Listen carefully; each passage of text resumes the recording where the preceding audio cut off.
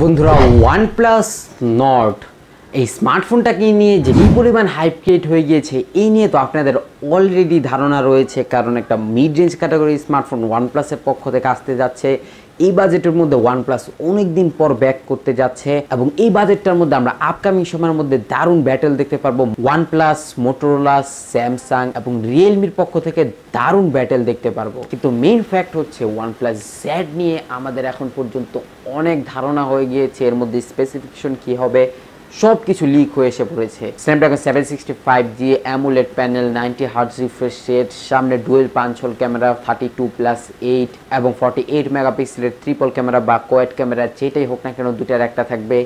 কিন্তু main confusion হচ্ছে pricing নিয়ে, কারণ গত 2 বছর ধরে আমরা দেখে আসছি OnePlus একটা স্ট্র্যাটেজি ব্যবহার করে থাকে তাদের প্রাইজিংয়ের ক্ষেত্রে। সেটা হলো ইন্ডিয়ান প্রাইজিংটা তারা একটু পরে রিভিল করে এবং ইউরোপিয়ান প্রাইজিং যেহেতু বেশি থাকে ইউরোপিয়ান প্রাইজিংটা একটু আগে রিভিল করে দেয়।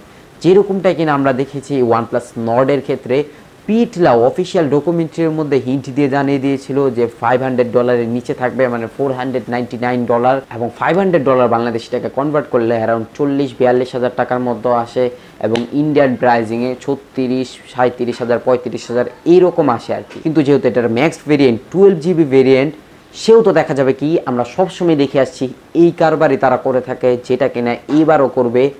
সেটা হলো ইন্ডিয়ান রিজনের জন্য ইন্ডিয়ান কাস্টমারগুলোকে টার্গেট করার জন্য, যেহেতু ইন্ডিয়ান মার্কেটটা অনেকটা বেশি প্রাইস কনসার্ন এবং OnePlus-এর জন্য খুব ইম্পর্টেন্ট মার্কেট ইন্ডিয়ান মার্কেটটা, কারণ OnePlus-এর শেয়ার ইন্ডিয়াতে দিন দিন বেড়েই যাচ্ছে এবং OnePlus-এর শেয়ার ইন্ডিয়াতে বাড়ার মধ্যে আমাদের অনেকটা হাত রয়েছে, যেখানে কিনা OnePlus-এর ম্যাক্সিমাম আনঅফিশিয়াল ফোনই আমরা ইন্ডিয়ান ভেরিয়েন্টেই কিনে থাকি। সেখানে OnePlus কি করবে, শুধুমাত্র ইন্ডিয়ান রিজনের জন্য আলাদা আরেকটি ভেরিয়েন্ট লঞ্চ করবে, যেটা কিনা 6/8GB র্যামের ভেরিয়েন্ট হতে পারে এবং তার স্টার্টিং প্রাইজিংটা সবসময়ের মতো ওই যে একটা সারপ্রাইজের সাথে লঞ্চ করে দিবে, যে বলবে ইউরোপের মধ্যে এটা $500 লঞ্চ হয়েছে এবং ইন্ডিয়াতে আমরা 8-9 হাজার টাকা আরও কমে লঞ্চ করলাম।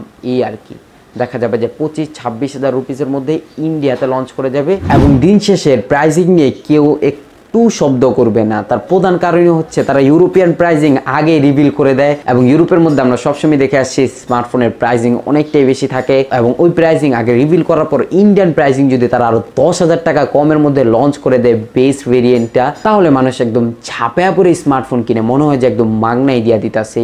এই আর কি, মানে ইউরোপিয়ান প্রাইজিংটা যে আগে রিভিল করে দেয় এটাও তাদের একটা strategy. I catch you guys in the next video. আল্লাহ হাফেজ।